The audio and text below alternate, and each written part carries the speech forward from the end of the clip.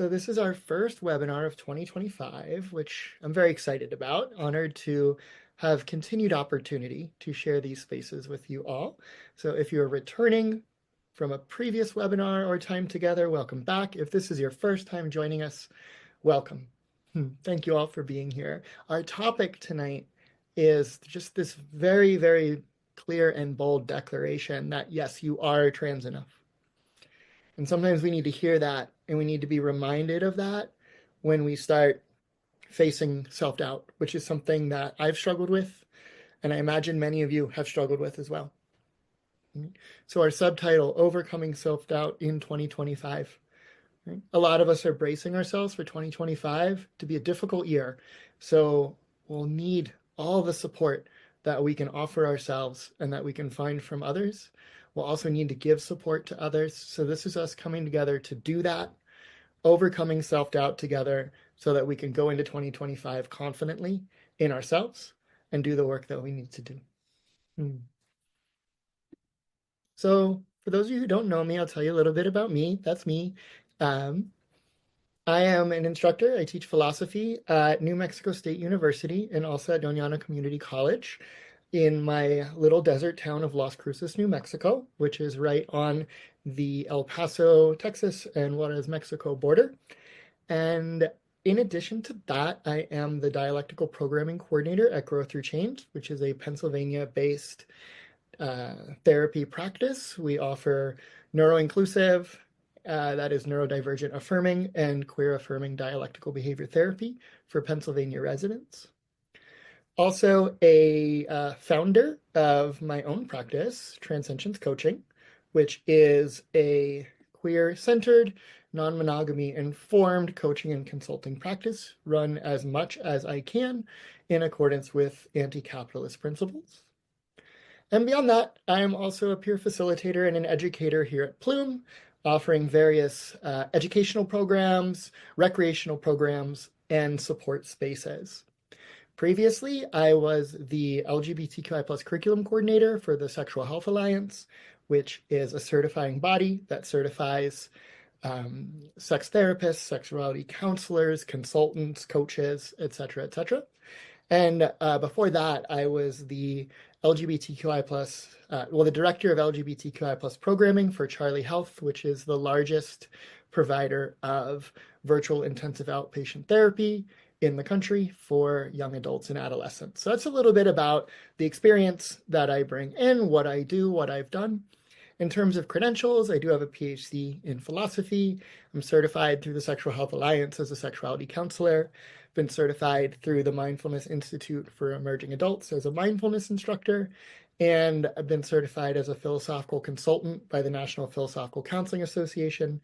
If you don't know what that is, it's kind of almost like a cognitive behavior therapy for existential issues rather than clinical ones. In terms of identity and the lenses through which I view the world, the lenses through which I understand and interpret things, and the perspectives that will inevitably inform the conversations we have tonight, at least on my end, I am a non-binary trans feminine person. Sometimes I'll say trans woman. I use, in my experience, these terms interchangeably. In terms of my orientation, I am aromantic and asexual, which is to say that sexual attraction and romantic attraction play little to no role in how I understand myself or how I move through the world, including how I relate to others. Though I do maintain partnerships and do identify as sapphic, which is to say I'm mostly attracted in other manners toward femme and feminine identified folks. I am a neurodivergent human being. I am autistic, and I do have ADHD, though I would take issue with both of the Ds in ADHD. In my experience, it is neither a deficit of attention, nor is there anything disordered about me, though the condition can be disabling when my surroundings are designed for someone who doesn't have a mind like mine. And perhaps most fundamentally, it's good to acknowledge that even though I'm queer, even though I'm neurodivergent and many other things, even more fundamentally, I am white. So I experience a very white perspective on queerness. I experience a white perspective of neurodivergence. And that's going to be a factor in what I say, regardless of whether it's acknowledged, and things left unacknowledged can do damage. So I think it's better to name it rather than leave it unspoken of. So that's a little bit about me. Some of y'all have heard that before.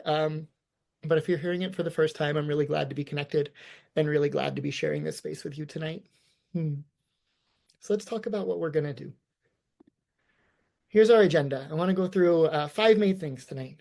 I want to talk about, and this might be new terminology for some of y'all, maybe for all of y'all, I want to talk about the imposter curse and explore that idea a little bit. And then I want to talk about giveaways. And I don't mean swag. Like, this isn't Oprah where y'all are going to find like fancy little gifts under your seats. I mean giveaways as in tells, things that might give certain things away in terms of helping us figure them out. You'll see what I mean. I want to explore this notion of the gender police and then talk about the somewhat softer and perhaps warmer notion of befriending ourselves. And then wrap up, after we've talked about all of that, by discussing what forward movement might look like. Right? So we'll go through the imposter curse, we'll go through giveaways, we'll talk about gender police, we'll explore the topic of befriending ourselves, and then we'll think about moving forward. So let's do it. First thing I want to get on the table is the imposter curse. Right? Now, this might be new language, and I'll say why I'm using that word curse rather than another word in just a minute. But I'll share with you, when I first started exploring my gender identity, I didn't have any language or concepts. When I started exploring my gender expression, I didn't have any language or concepts relevant to what I was feeling, what I was doing, what I was looking for. Right? There's now a pretty common language that most of the public is at least aware of, and many of us understand this language that gives us a framework of how to navigate and understand and interpret transgender and gender expansive identity and experience. When I was growing up, that stuff existed in the underground, but I didn't have access to it. So I didn't know what was going on with me.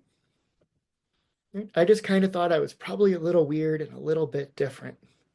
Or maybe a lot weird and a lot different, depending on the day. But then when I started learning the language, I had already grown up, uh, whatever that means.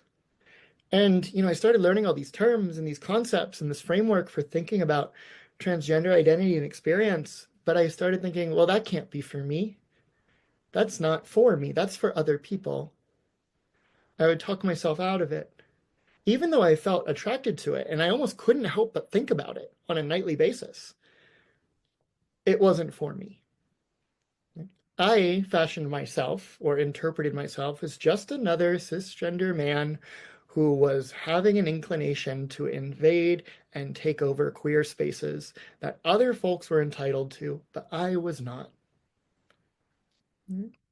I remember even thinking to myself, I'm not transgender. I just wish I had been a woman. So you could tell there were things going on inside of me. Right? Now, here's a quote that I really like by two of my favorite thinkers. Some of you have heard me mention them before. This is from a book called How to Understand Your Gender, a Practical Guide for Exploring Who You Are. That's co-authored by Alex Ian and Meg John Barker. This quote is attributed to both of them. It says, "We have all been deeply impacted by colonization in many ways, including gender." Now, what they mean by that is colonization, right, has had a real effect on the way we think about, the way we experience, and the way we observe and identify, and even the way we police gender in the contemporary West. They continue, as you consider this landscape, which is vaster than you might have initially thought, take a moment to consider how you may have also been impacted by the historical erasure of this array of genders. Right? So when I was sharing a moment ago that, all this language was underground when I was growing up, it wasn't always there. You look at non-colonized, pre-colonized nations, you see robust gender diversity throughout the world and throughout history. But where colonization goes, it gets smushed down, and gender gets flattened and simplified into an either or with only two options. It's not that there was no history or no examples that I could refer to help understand what I was experiencing, but it's that those examples and that history had been erased from my view and from the view of many, many folks. So I want to talk about the imposter curse. Now, one of the things I really like to do when I engage in all the work that I do is move away from pathological and medicalized frameworks when we don't need them. I don't think we need, I mean, as trans folks, we've dealt with enough medicalization that we probably don't need to put ourselves through more. And that's why I don't like that word imposter syndrome. To call it a syndrome is to pathologize it, to place our experiences within a medicalized framework, to treat it as a sort of defect that can be fixed through medical intervention.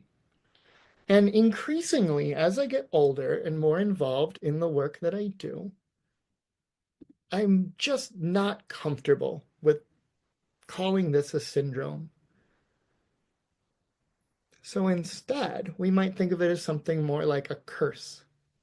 It's a condition we've had cast upon us by a society that has consistently told us that trans and gender expansive persons, if they even exist, are deviant, defective, deficient, and delusional. So it's no syndrome that I have. It's this condition, this curse that's been cast upon me by a society that has told me over and over and over, either that I don't exist, or that if I insist that I do, I'm somehow wrong. Now, it would be a miracle for a trans person, any trans person, to grow up in such a society and not inherit this imposter curse. Why? Because it's baked into so much of our media, our stories, our widespread cultural attitudes and norms. They center the experiences of cisgender people. That is, they center the experiences of people who aren't us. And as a result, if we're not centered, we're pushed to the margins. That's marginalization. Right? And we might internalize that marginalization as thinking, you know what, they're right. There is something wrong with me. I'm on the margins, maybe because that's where I belong. So for me, that feels more like a curse than a syndrome. But the cool thing about curses, I guess, the good news about them for all of us, is that curses can be broken. And if we put in the work and we work together, we can prevent them from being cast upon future generations as well. So what we've learned throughout our lives can be unlearned if it doesn't stand up to scrutiny, if it doesn't serve us. What's constructed can be deconstructed. And what's been conditioned into us can be deconditioned out of us. That takes a lot of work, right? Especially if you're trying to do it in isolation. But I want to assure you all that we got this. We can do this, right? And we'll see a little bit tonight of how we can do this, what it looks like, how we can understand what's going on here, and how we can move forward.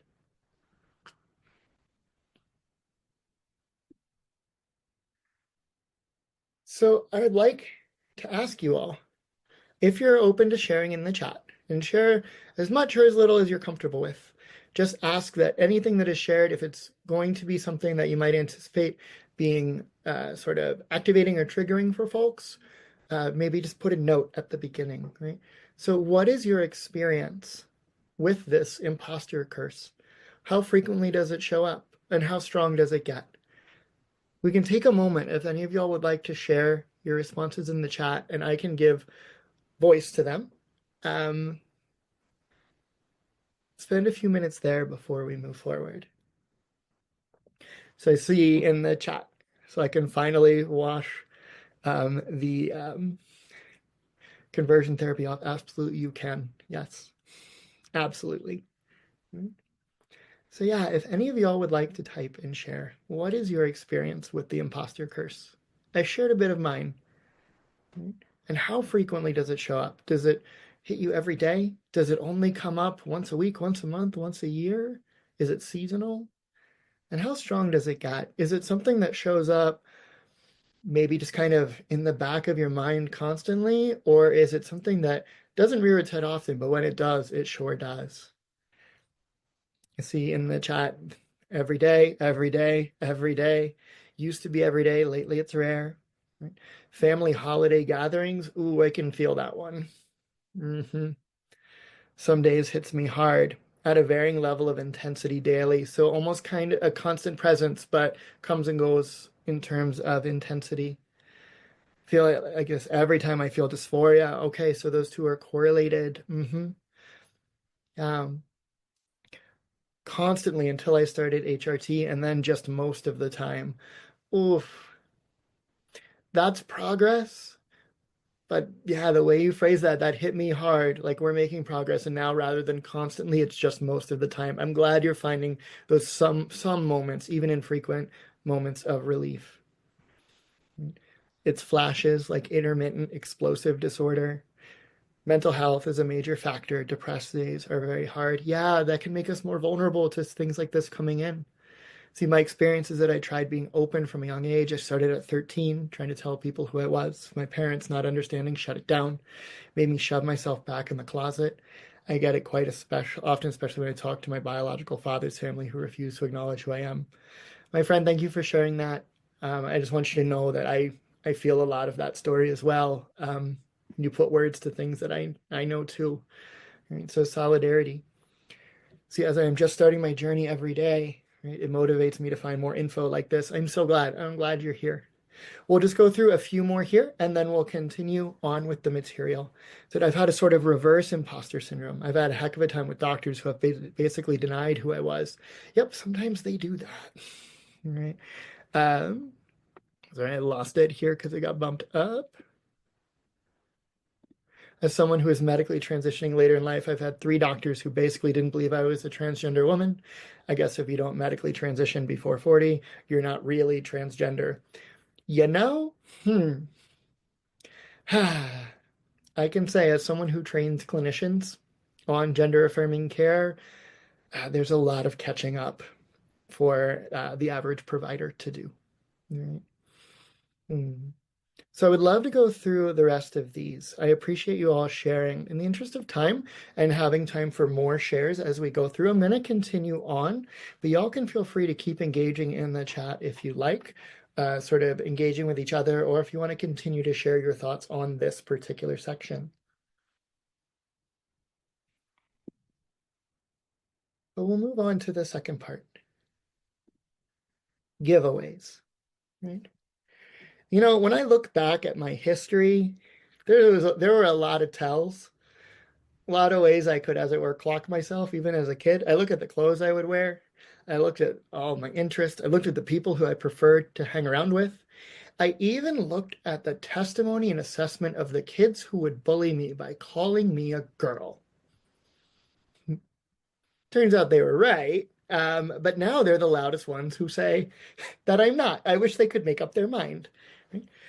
But I look back and there were, in retrospect, a lot of giveaways.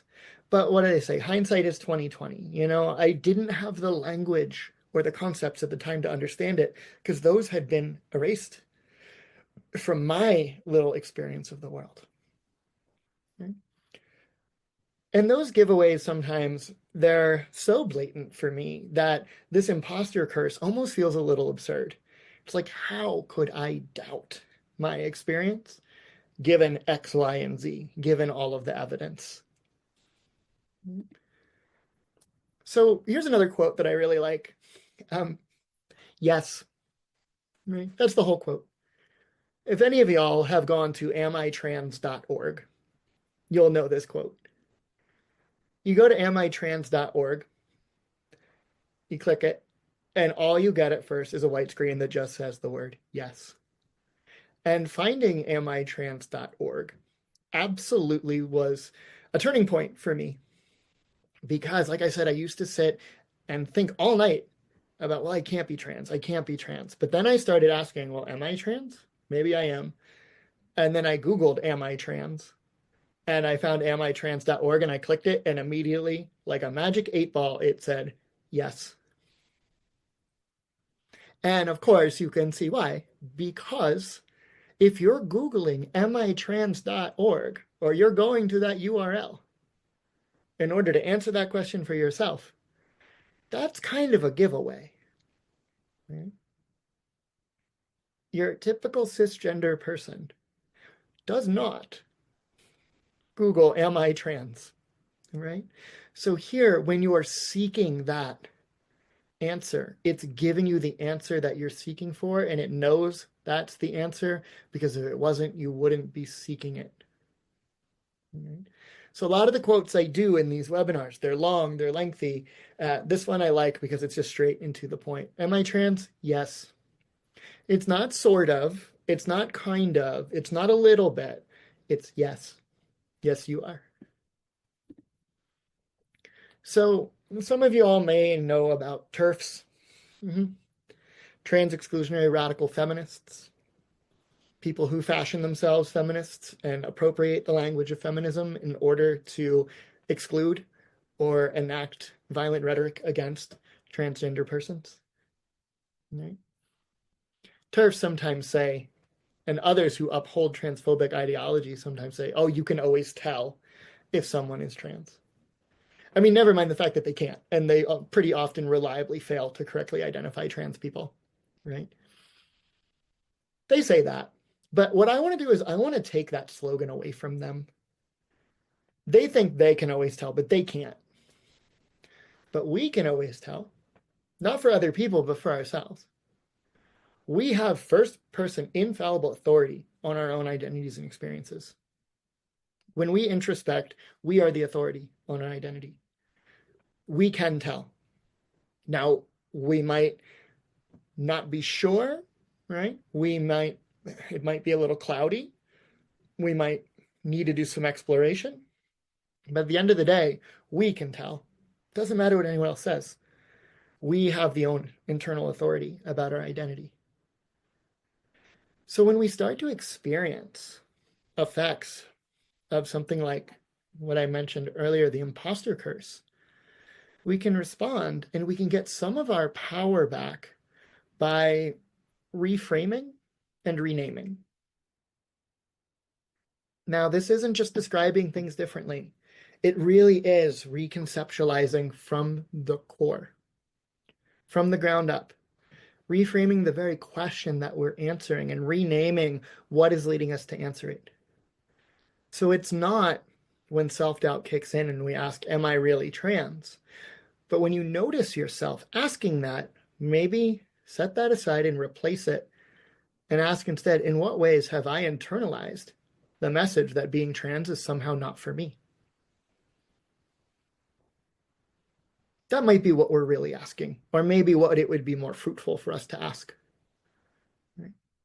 Because it's not really a question about us, right? It's a question about why have I internalized this message? In what ways have I internalized this message that being trans is somehow not for me? I see mentioned in the chat, it might be that we were not permitted to explore. So we had this message ingrained into us. Being trans is maybe for no one, but it's definitely not for you, some of our parents might have said, right? But when we hear those voices in our head, and we'll return to those voices in a little bit, right? We can note them, we can set them aside, and we can acknowledge again, hey, I've internalized this message that being trans is not for me. Where did that come from? Why do I continue to feel it? And here's a fact about our cognitive behavior. Even just noticing and naming those thoughts and reframing them, it has an effect of getting us out from underneath that thought so that we're observing it And then we're able to be more responsive to it rather than reactive. We're able to retain some of our agency rather than having the thought simply push us around. Right? Speaking of reframes, here's one that I find very powerful myself, and I hope you do too. It turns out that some people are immune to the imposter curse. And the people who are immune to the imposter curse are imposters, genuine imposters. Genuine imposters, they already either know that they're imposters because they're doing it consciously, or they lack the self-awareness to even ask. Right? In psychology, there's this thing called the Dunning-Kruger effect. It's for your competence in an area and your confidence in that area to negatively correlate. So the more you know about something, the more you sort of underestimate your own knowledge in it. And the less you know about something, the more you might overestimate your knowledge in it. Right? So for folks who know very little, they might not be in a position where they can see that they know very little. And for folks who know a lot, they're a little more critical, so they might be in a more of a position to be skeptical toward even what they think they know. Right? How does that tie in here? Well, someone who is genuinely posing as a trans person inauthentically, they're going to know they're doing it, right? They're going to know that if they're doing it intentionally.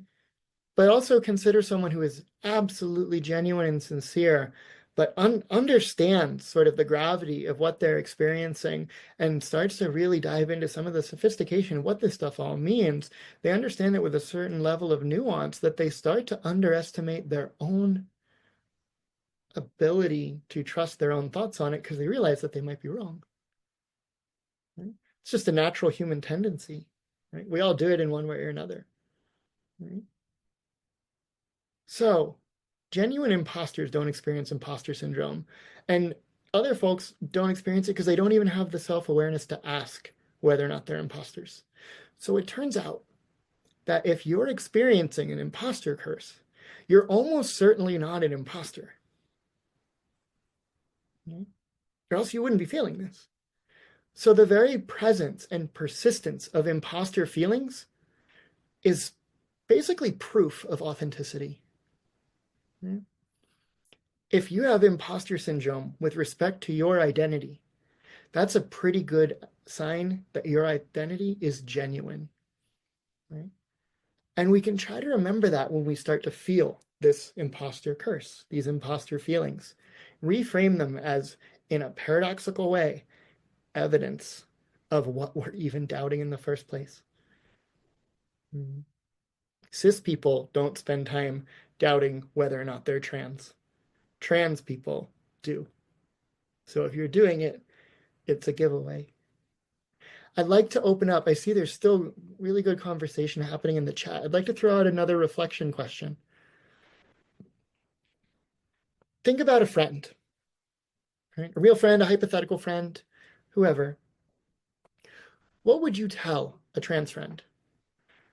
Forgot the S there. My goodness. What would you tell a trans friend who is struggling with the imposter curse?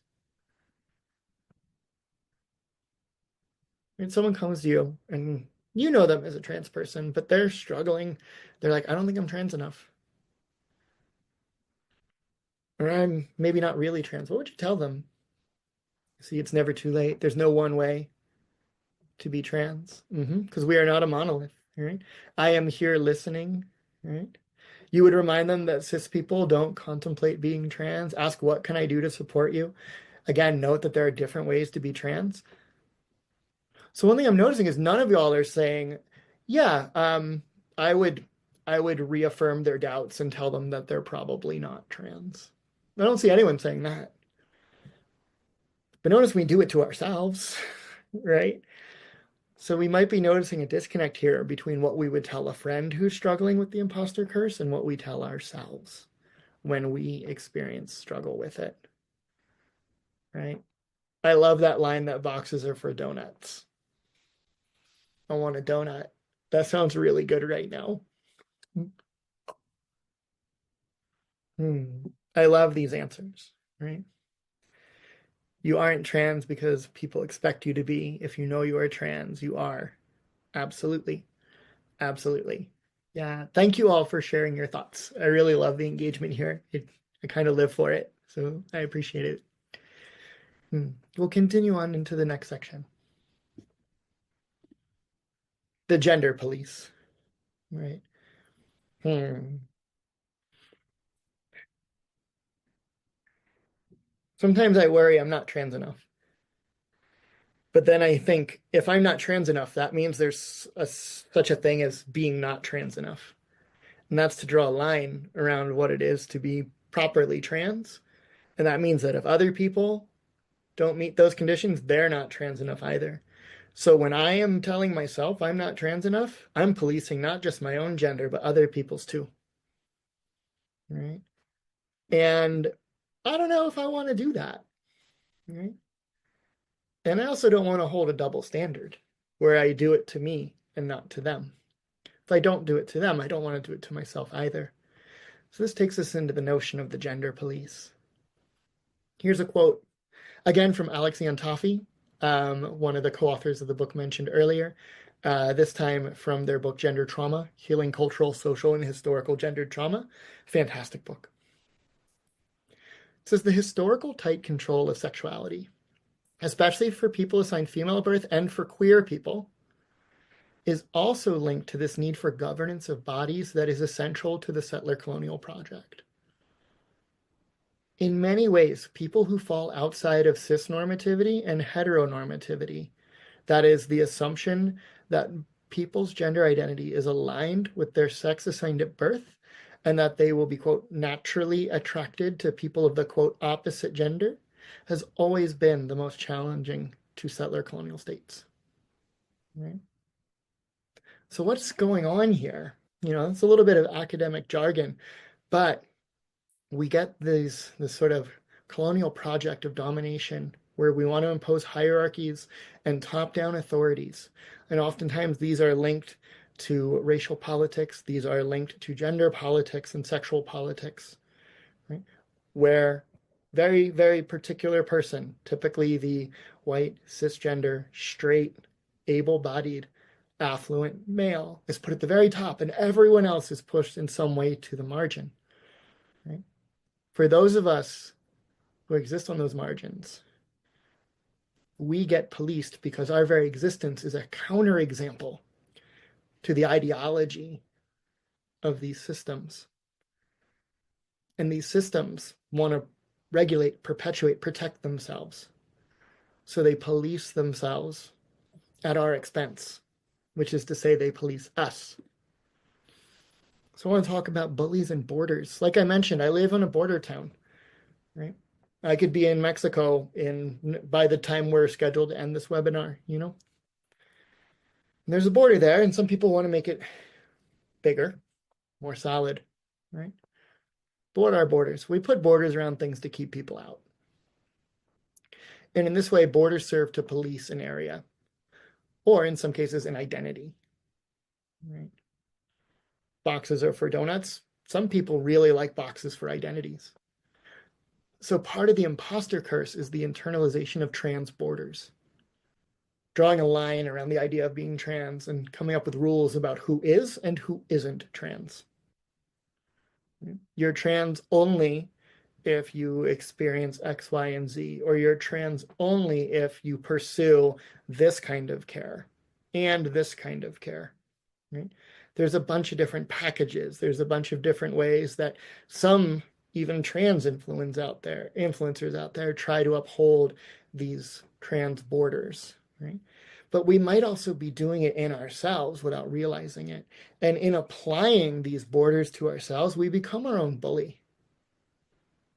We bully ourselves by intimidating ourselves out of and away from putting borders around the sorts of things that would help us be fulfilled and happy.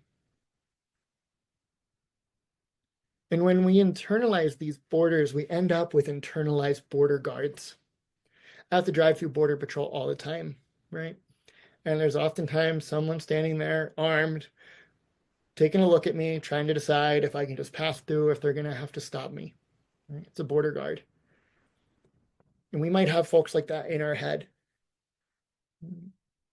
And those are the voices that tell us that we aren't good enough and that we aren't trans enough. And those voices can be loud and they can be persistent. Maybe they never shut up. Maybe you have one voice in there that's really loud. Maybe you have a bunch of different voices coming in and telling you that from a bunch of different directions. But whether you have one voice or whether you have 1,000 in there, one internalized border guard or a whole squadron of them, they all have one thing in common. They're full of garbage. They're wrong. They're not telling you the truth.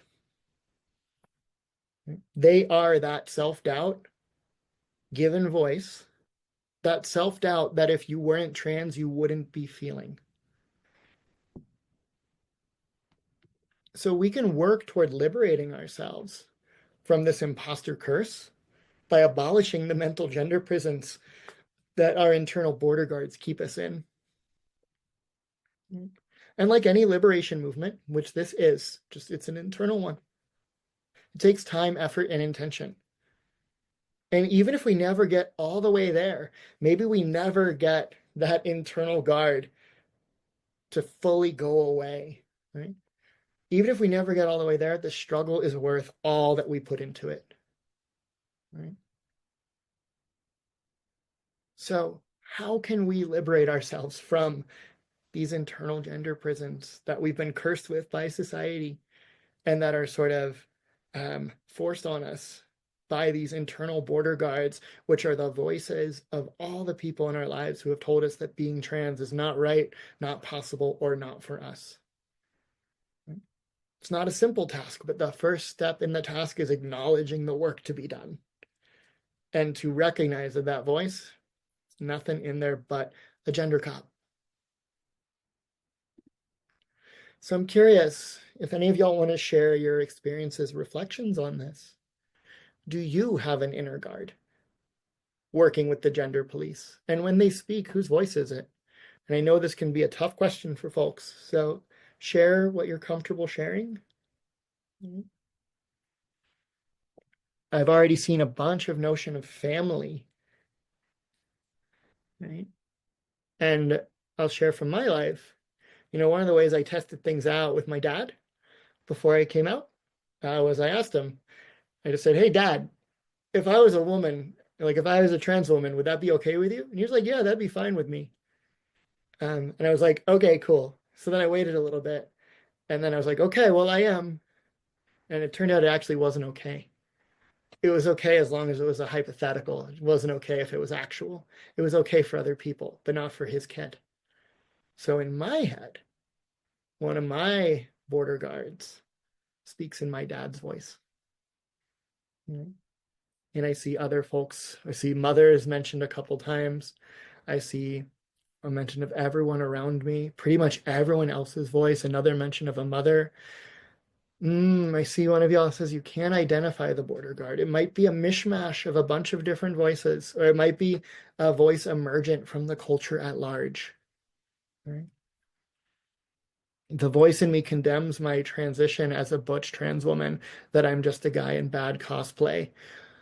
Friend, thank you for sharing that, because as someone who also is increasingly feeling drawn toward sort of butch concept and identity as a trans woman, I feel a similar struggle. And when my imposter curse comes up, it comes up anew when I think about that topic. There's a new Instagram archive on trans women and trans feminine butches on Instagram that you might want to try to dig up and see if you can find and follow if you don't already. All right.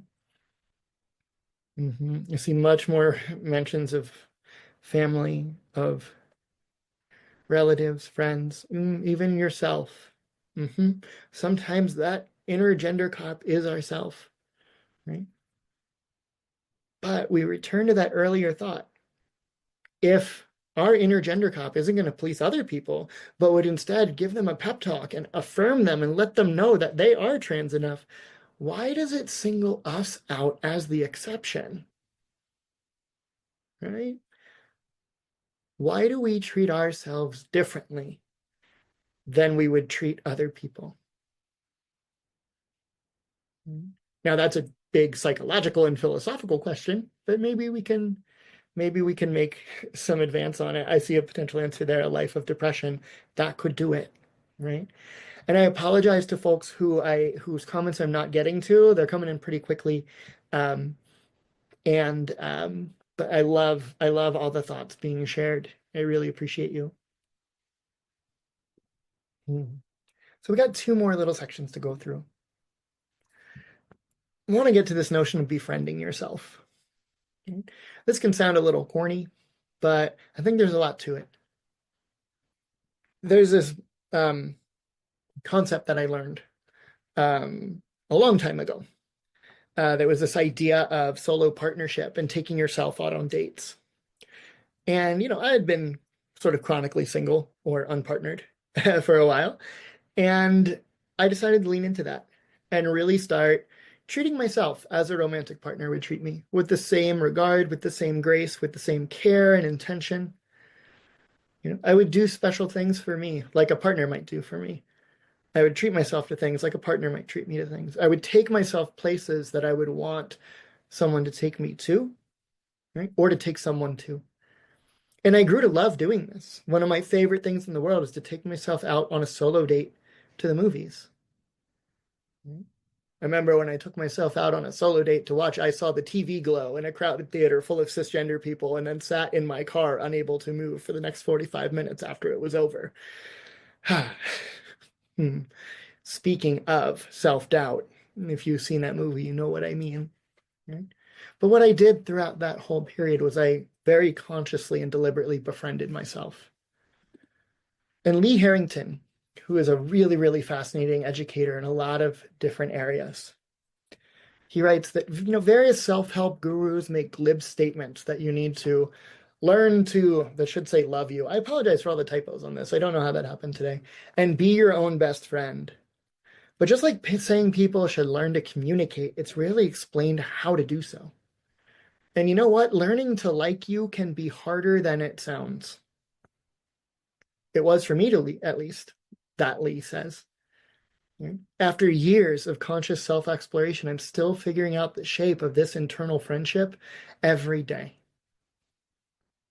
So Lee writes about that in their book, Become Your Own Beloved, A Guide to Delighting in Self-Connection, which I believe just came out in 2023. So what I like about this quote is it acknowledges that, on the one hand, saying be your own friend, it's kind of glib, it's kind of hollow. It's like, okay, yeah, cool, how? But then we get this acknowledgement that, yeah, it is hard, but it's something we can strive for, and it's something that we can work toward, and we can figure out how to do, even if it's constantly in flux. So I mentioned earlier these projects of like abolitionism and such. I work a lot in different organizing spaces in my local community.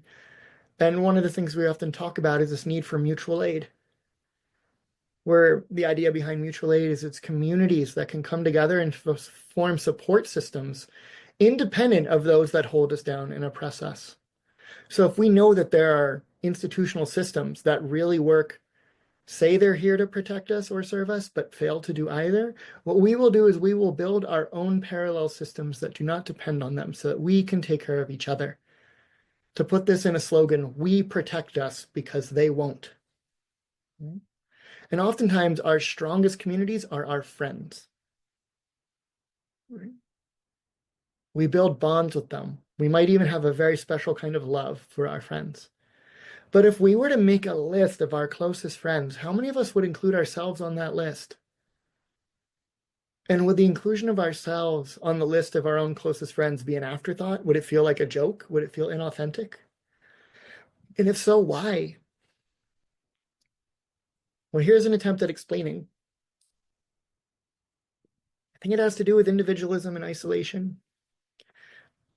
We live in a culture that encourages individualism, which we can think of as the separation of the self from the community. And this can lead to us feeling isolated because we are separate from community, fundamentally in this framework of individualism. And that feeling can be exacerbated, not to get too political here, but we live politicized identities, right? That can be exacerbated by this capitalist tendency focused on profit, creation and consumption. Well, I should say production and consumption, by this capitalist tendency for us to feel alienated even from ourselves. Why? So that we feel perpetually inadequate and continue to consume in the hope of finding peace. So we have this profit-driven individualistic culture. Insofar as it's individualistic, we become separated from community. And insofar as it is profit-driven, right? Well, one way that people can profit off of us is when we're miserable, because when people are really happy, they buy less stuff,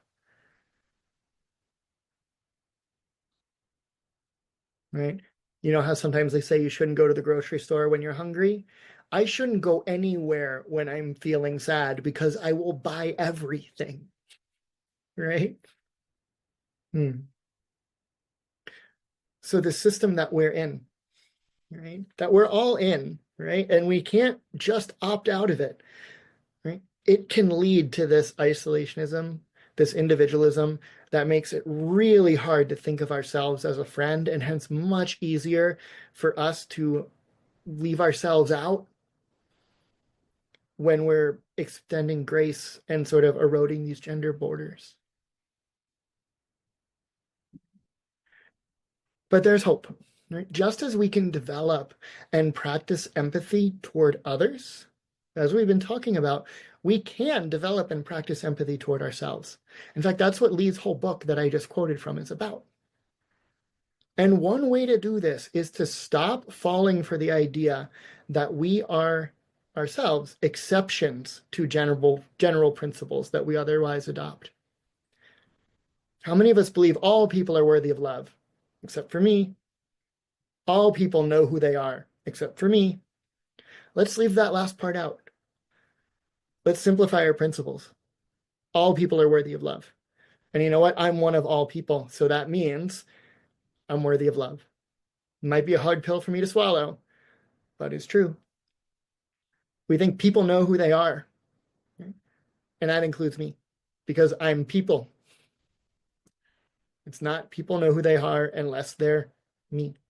I'm not an exception. I am not separate in this way. That is a myth. That is a product of dominant mythology that does not serve us. So if we can push back on this exceptionalism, right? Stop treating ourselves as exceptions from the general principles that lead to empathy and grace, that can really go a long way toward lifting that imposter curse. So I'm curious, if you think about it, like, you log off tonight, you go about your evening, what's one thing you can do to be a friend to yourself today or tonight? Feel free to share in the chat.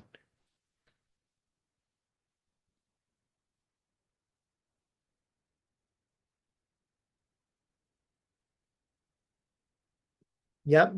Moisturizer. I love that one, right? Don't be so critical. Don't put myself down. I love the sense of being here with you all. Notice being here and treating yourself for this community.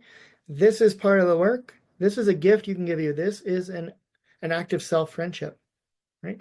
Staying off of certain social media that might be feeding you self-doubt, right?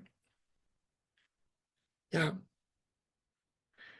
Eat a healthy meal. Absolutely, right? Unwind with a movie with my girlfriend. Yes. Yes. Right? I see a lot of notes about care about body, right? And sleep, right? So in DBT, which is a clinical framework, this is not a clinical presentation, but I'll mention this. There's this skill called please.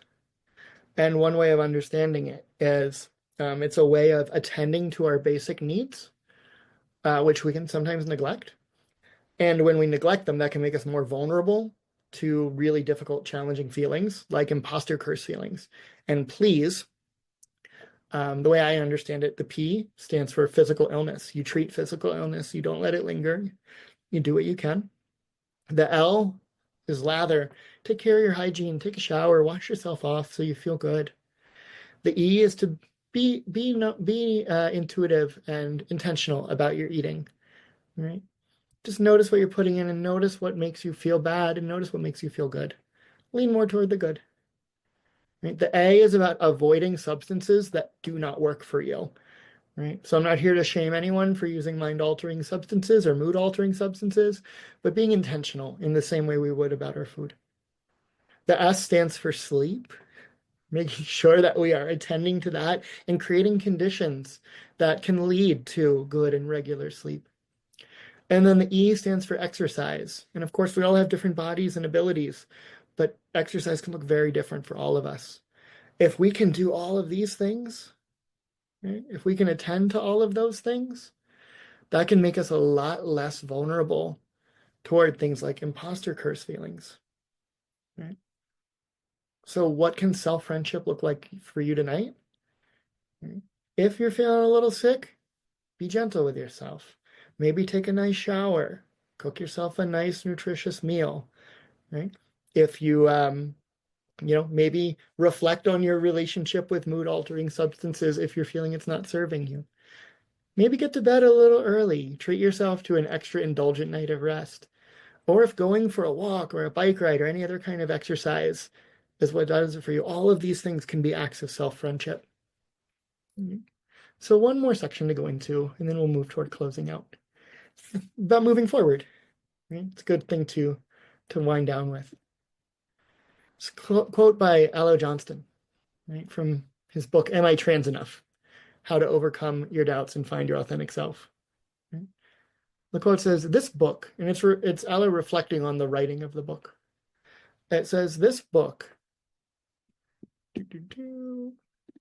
grew out of a specific moment in trans history, and I hope that by the time you open it, you find it outdated. There will come a time when trans identities are accepted to such a degree that trans people are not forced to unlearn the immense amount that we are now forced to unlearn in order to accept ourselves. When that day comes, this book will become a historical document and an amusing, if not cringeworthy one at that. I look forward to that day. And there's a lot of hope in this passage. It's hope that that book will become obsolete and kind of funny, because this whole book is about unlearning the immense amount of things that we need to do in order to accept ourselves. And for the future folks, the folks that we right now are being friends in advance to by paving the way for them, right? They're going to look at it and they're going to think, we never had to learn any of this stuff, so we don't have to unlearn it. We're already there. And for a lot of us, contribution to that project, that can be a major and meaningful contribution.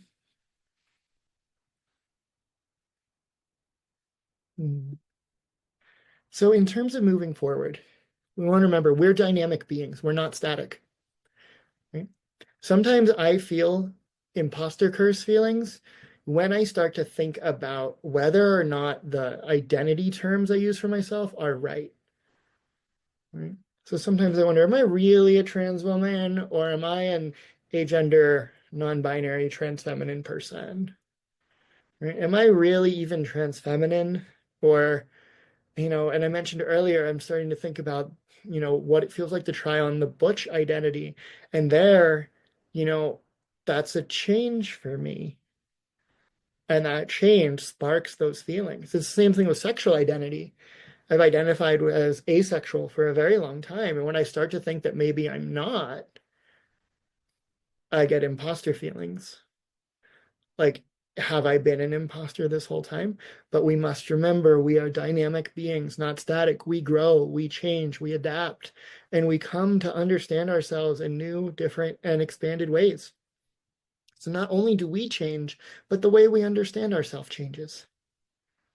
And sometimes growth comes with the suspicion that how we understood ourselves in the past was somehow wrong. But that isn't always true. Sometimes we simply evolve. And evolution is okay. right? It's going to happen one way or another, right?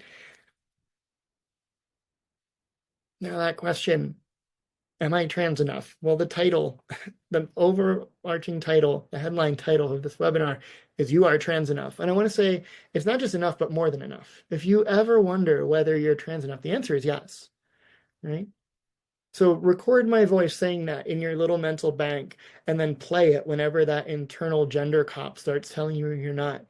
Hear Lee's voice. Yes, you are trans enough. You are. If you're here, you are. If you weren't trans, you wouldn't be here, right? The fact that you're here, right? You are trans enough, right? Befriend yourself. If you wouldn't tell a friend that they're not trans enough, don't do it to yourself either. Right? So when you notice yourself falling for imposter feelings, when you hear that internalized border guard start to raise its voice, whatever voice it is, maybe take a breath, note it, set that aside, and replace it in the moment with an act of self-friendship. Even just an affirmation saying, no, I'm my friend. And I wouldn't say that to a friend.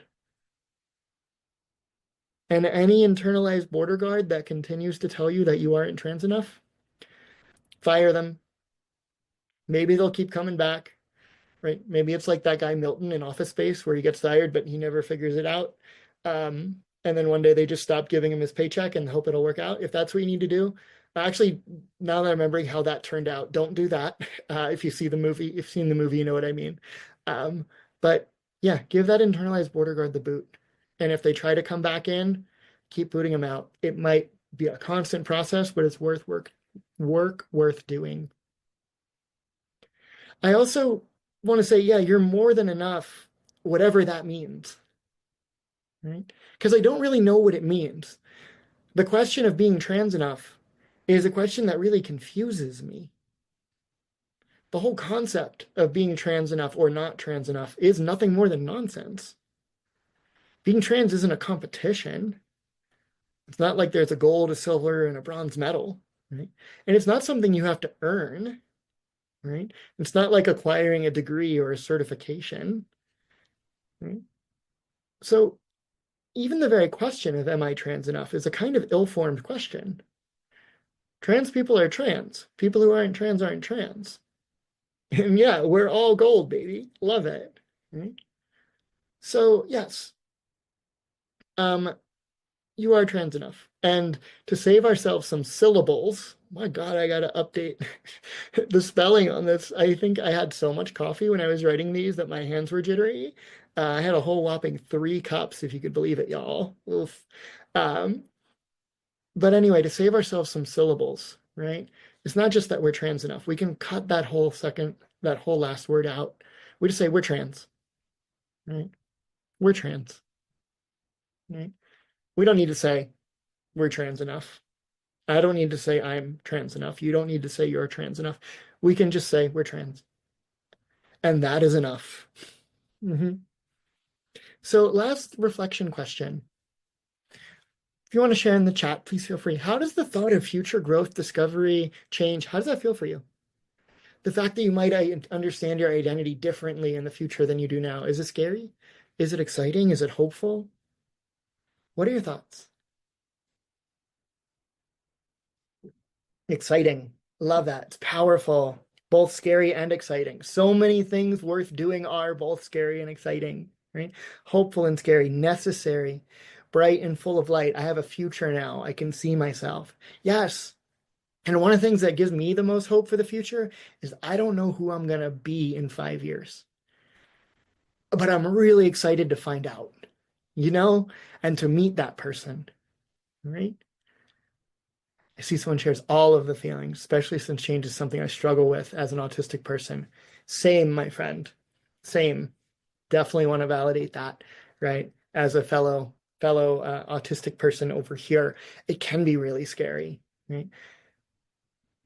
But there's a through line, and that through line is us. That's the constant, right? Hmm. Scary, but exciting at the same time, but I am hopeful. Beautiful. I will always be me. Yes. Yes. Hmm. So that is now all the material that I had wanted to get through with y'all tonight. To remind you of what we talked about this idea of the imposter curse. We looked at some giveaways to ourselves that we are in fact trans. We looked at this idea of the gender police and these internalized borders and border guards that try to keep us out from our own flourishing, and how we can sort of push back against that through this act of friendship, self-friendship, this process of befriending ourselves, and then putting this all into action. We took a couple minutes to think about moving forward. There are the recommended readings here. You can take a screenshot of that if you want, or you can wait until this is sent around and then you'll have access. Right? But it's the Alex Iantofi book on gender trauma, the Iantofi and Barker book, How to Understand Your Gender, the book by Lee Harrington on Becoming Your Own Beloved, the Beyond the Gender Binary book by Alok, which I didn't mention here, but I think is absolutely worth looking at, Aloe Johnston's Am I Trans Enough? And then I also always recommend Meg John Barker's and Alex Iantofi's Life Isn't Binary on being both, beyond, and in between, which is especially powerful for, our non-binary folks, but for everyone else too. There's a lot of aspects of life that are not binary, right? So those are all really worth diving into. In terms of upcoming events, we only have a few coming up right now, so please feel free to stay connected with upcoming events through the Community Hub. You can see them all there, right?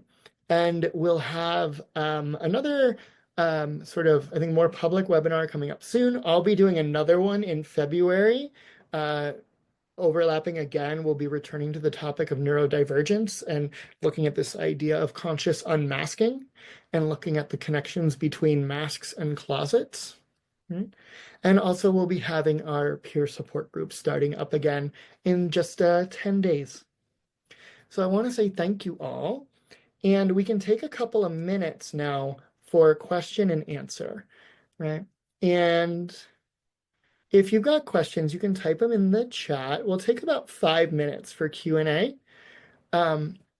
We can answer those now, so we can get individual questions, getting individual attention.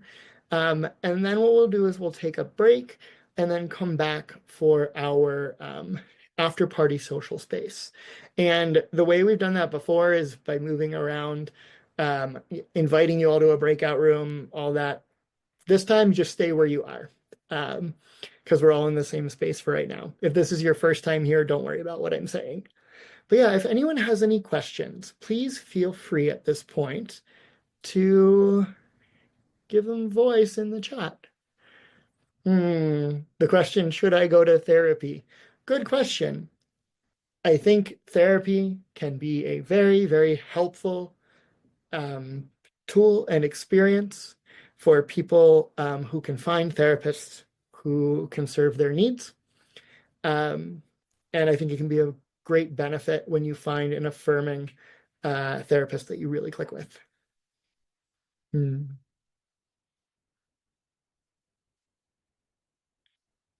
Yeah, see, the response there can be worth it. Depends on the therapist. Absolutely. Absolutely. Mm-hmm. Yeah, so any other questions?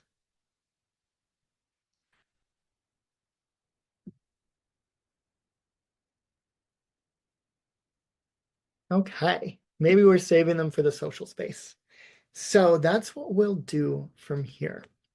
We're gonna take maybe we'll take a few minute break, and then we're gonna come back here for our social space.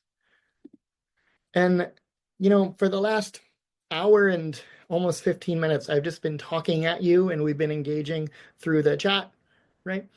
This is one where we'll get to unmute and talk to each other with voice a bit more, right? So I'll encourage you all to get up, stretch your legs, get some water, and we can come back together and share all of the next hour after that together in the social space. And I thank you all. I will close this out by reading what was just shared in the chat. One of our friends wrote this 2 nights ago and hopes we find it helpful. So we'll close with this. Who are you? I am a strong, confident woman. I have a gentle touch with a beautiful smile. I am passionate with a fiery heart. I am a flame In my heart, that is a light in the darkness and the warmth when it is cold. I am the quiet. I am also the voice when it needs to be heard.